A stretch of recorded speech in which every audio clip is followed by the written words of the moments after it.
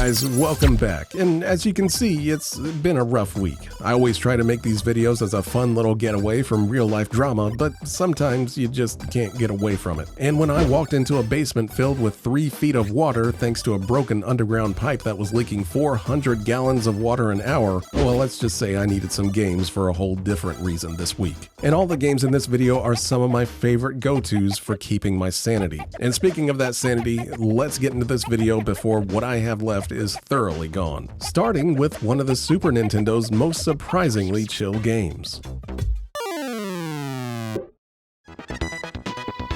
Kirby's Dream Course for the Super NES is the relaxing golf game that I never knew I needed. Back when I was a kid, I was not a big fan of Kirby. I was just a little bit too old to really get much out of that original Kirby game on the NES, since it was literally made for younger kids in mind. I didn't hate it, but it definitely gave the impression that Kirby was here to be the game that your little cousin could play when he came over.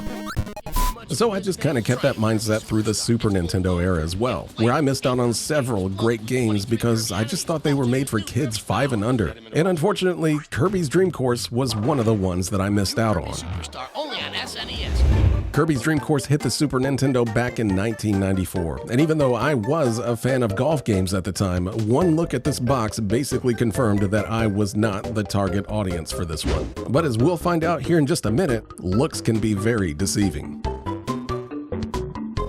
Start the game up and you're met with maybe one of the most unique games on the Super Nintendo, because not only is it a Kirby game played from this weird 3D isometric angle, but it's also a mini golf game, and a puzzle game, and a sort of platformer, I guess. It's a lot of things that, on paper anyway, shouldn't work together, and at first it does kind of feel like it's a little awkward. The ball physics on Kirby are just a little iffy and not very natural feeling at all, and the 3D perspective of the courses can kinda throw you off. But if you can get past all of that and just wrap your head around what this game's trying to do, then it becomes really addictive. And what that game is trying to do is pretty simple. Just like a mini golf game, the idea here is to get Kirby into the hole with as few strokes as possible. But you might have noticed that there's no actual hole whenever you start each stage. Essentially what you have to do is to take out all of the enemies that are on the course before the hole will actually appear. And depending on what order that you take those enemies out in, the hole can kind of be anywhere you want.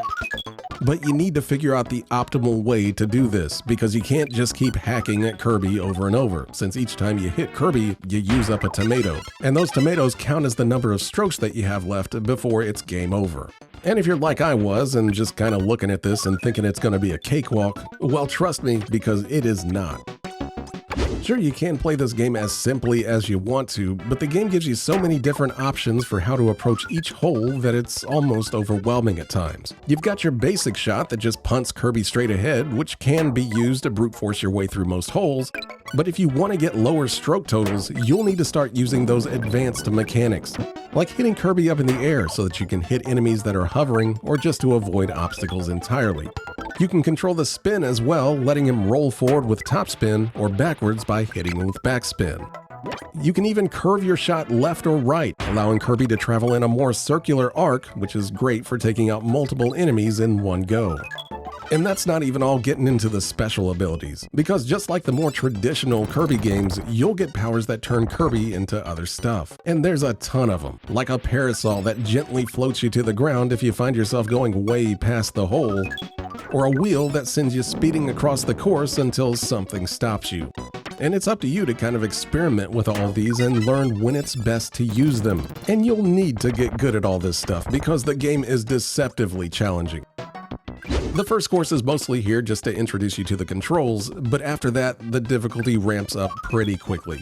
And maybe calling it difficult isn't the right word, because it's more about just using the tools that you have in clever ways. Yeah, it does play like a golf game on the surface, but that ends up taking a backseat to just figuring out the best way to clear each hole. The real fun, though, comes from just experimenting. Sure, there's technically a correct path or way to solve each hole, but usually there's more than one way to solve it. And once you figure that out and pull it off just right, it's really satisfying. I actually didn't discover Kirby's Dream Course up until about a year or so ago, when it was recommended to us on the podcast, and what I originally thought was just a basic mini golf game with Kirby in it ended up being anything but. Well, I mean, I guess it still kinda is a mini golf game, but it's actually much closer to a puzzle game than a sports game. And it doesn't hurt that I already loved golf games anyway, so this was like a 1-2 punch right into the serotonin center of my brain. So if you somehow missed out on this one like I did because you just thought it was something completely different or just for kids, well, do yourself a favor and check this one out ASAP. It's a great little game that deserves way more attention than it gets, because Kirby's Dream Course is easily the game that I play the most now when I just want to waste an hour or two.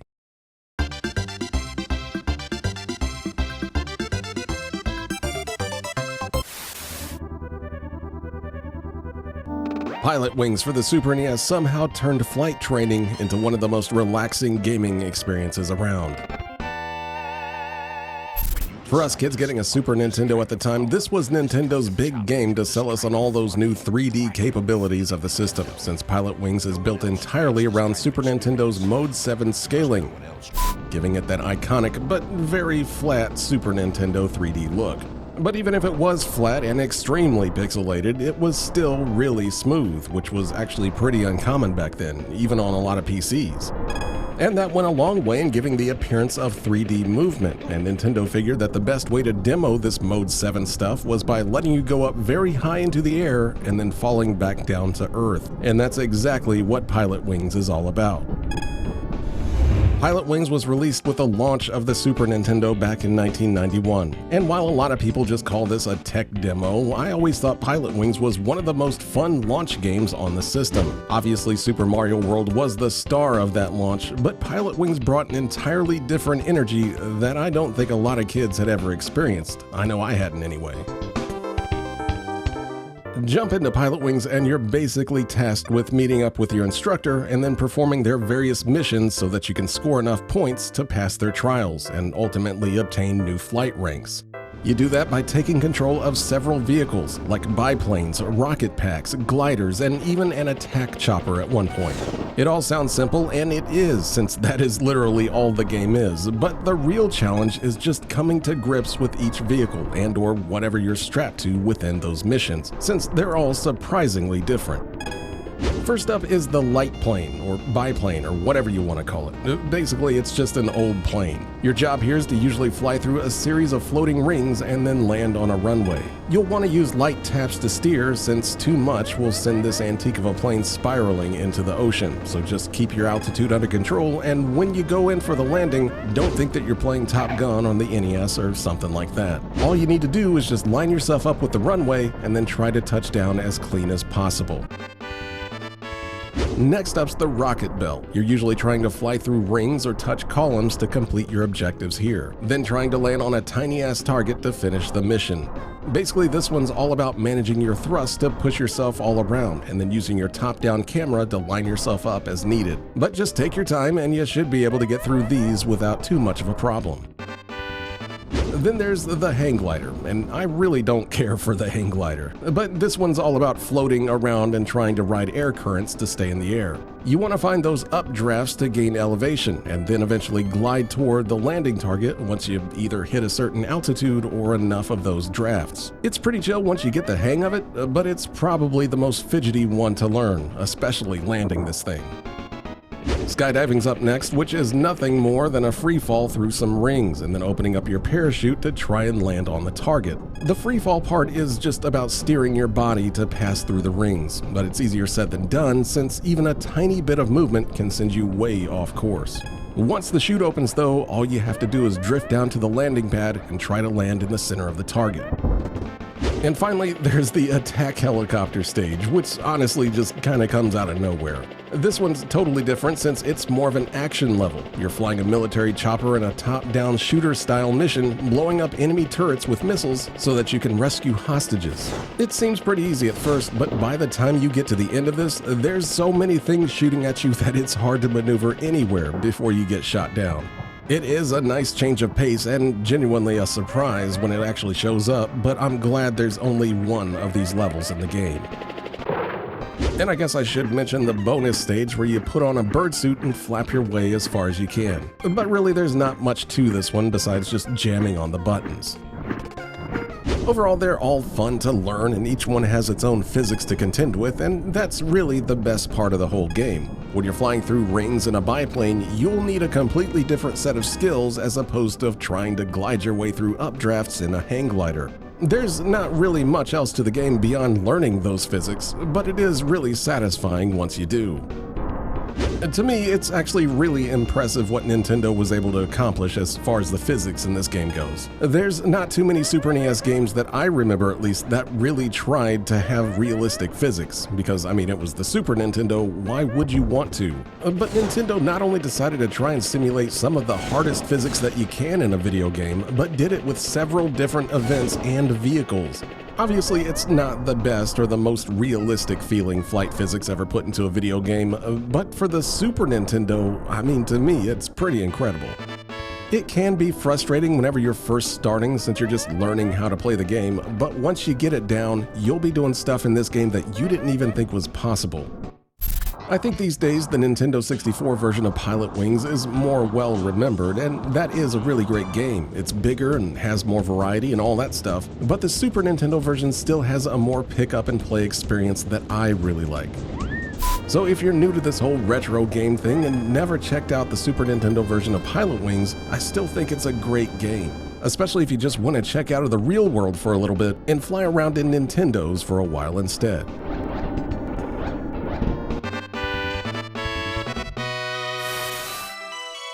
SimCity for the Super NES may not be the ideal home for the PC Classic, but somehow it's still one of the most fun versions of the game that you can play.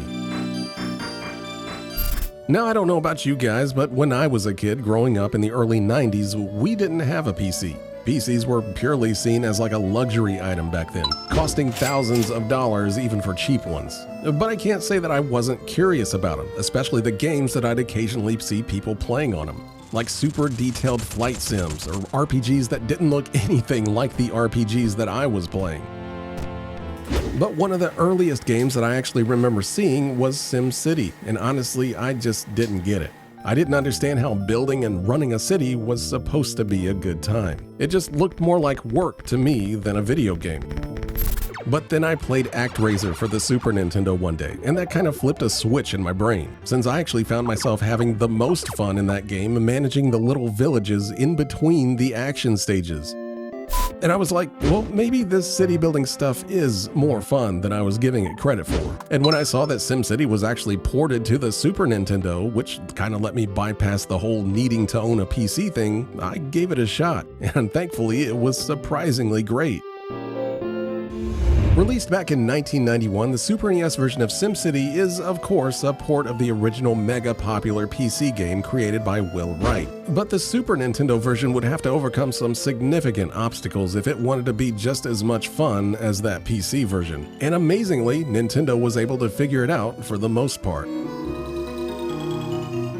Now, I am not a SimCity expert. I haven't played every single version ever made, and like I said, I didn't even touch the original PC game until much later. So please don't yell at me if I just miss out on some random detail about this port. But from what I've experienced, the Super NES version is a streamlined take on the original game. It keeps most of the mechanics like zoning, taxes, budgeting, and all the disasters, but streamlines it into something that's more console and kid-friendly.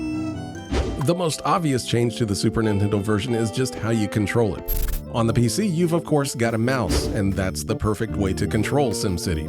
On the Super NES though, you're stuck with a controller and the cursor on the TV, which is usually pretty clunky in a console game, but for whatever reason, it works pretty well here. Maybe it's because all the stuff on the screen is compact and the menus are all pretty close together, but moving the cursor around the screen here just doesn't feel as tedious as it does in a lot of games. You can occasionally go in the wrong direction that you didn't intend to go, or just accidentally put something in the wrong place, but for the most part, it works pretty well, and I think that's crazy for as complicated as SimCity actually is.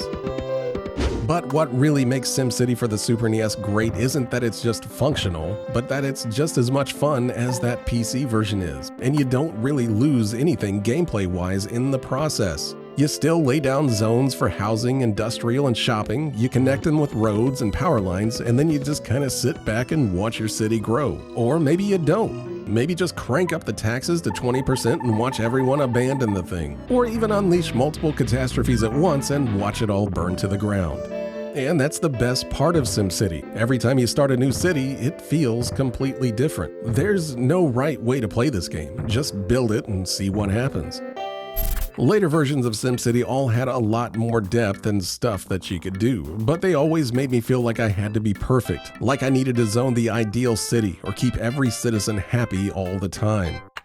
And I mean, that's great when I'm in the mood to do that sort of stuff, but the Super Nintendo version is just kind of like, do whatever, see what happens. No one really seems to care if you only got one road in your town, or if Bowser just destroys the whole damn city. And I know a lot of people like to do that with the PC games as well, but for whatever reason, like I said, it's just easier for me to do that with the Super Nintendo version of the game.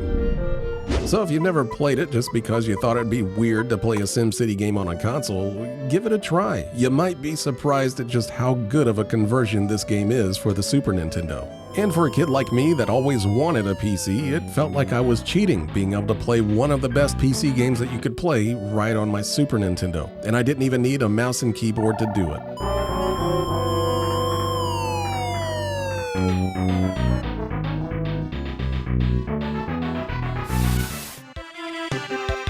Harvest Moon for the Super Nintendo may be the original and most simplistic of the farming sims, but I still think it's my favorite out of all of them.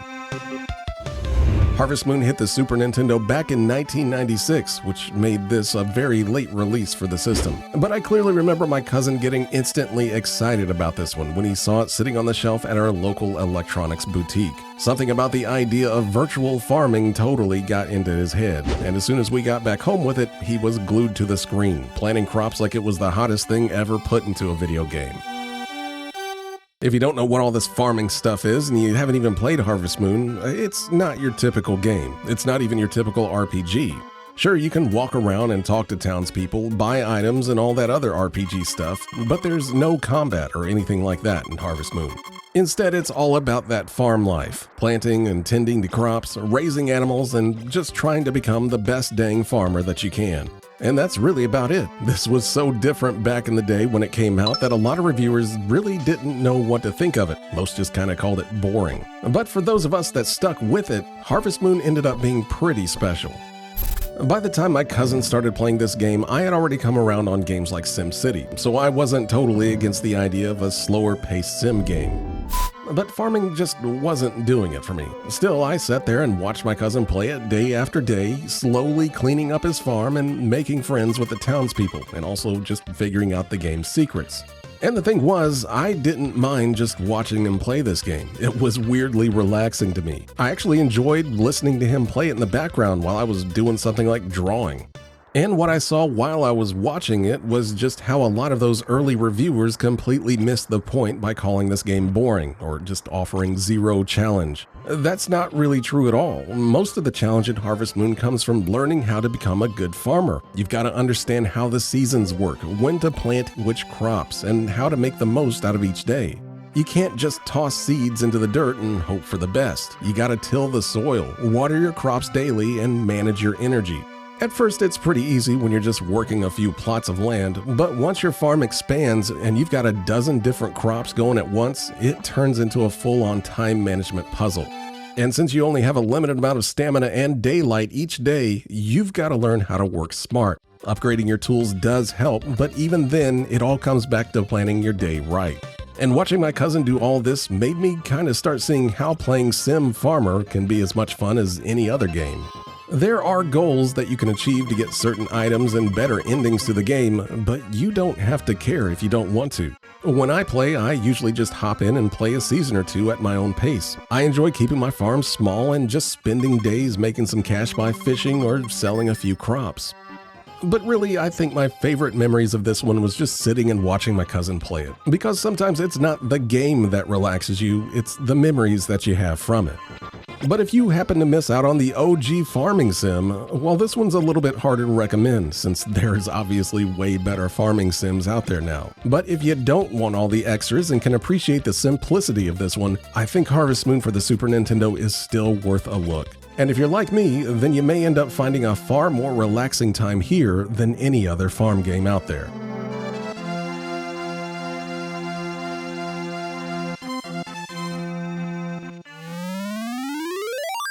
And that's going to do it for this week, guys, because I am legit praying for a better one next week. Now, if you don't know me well, I've actually got really bad ADHD, so my head's always going. And if I don't have something to focus on, I just start spiraling into some horrible thoughts when things get rough. And trust me, that is not a fun thing. So I've always been thankful that video games can at least help with that. And hopefully some of these games can help you guys too, if you just need a minute to step away from some bad stuff or just to relax a little bit. Oh, and if you got any of your own relaxing game recommendations, please let me know in the comments because I definitely need them. Anyway, thanks for hanging in there with me this week, guys. Check back next week for some hopefully less damp video games to talk about. And until then, thanks for relaxing a little bit with me.